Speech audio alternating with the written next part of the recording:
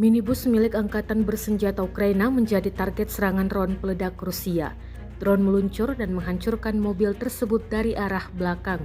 Rekaman detik-detik serangan ramai beredar di Telegram pada Jumat 2 Agustus 2024.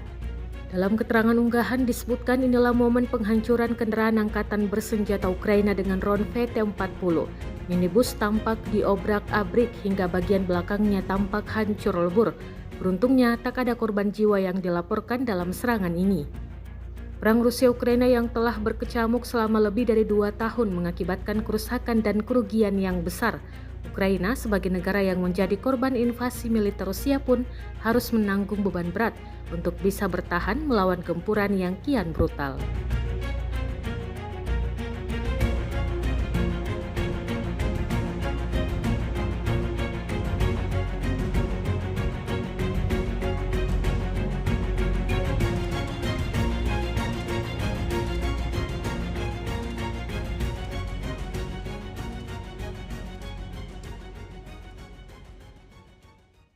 Download Tribun X sekarang, menghadirkan lokal menjadi Indonesia.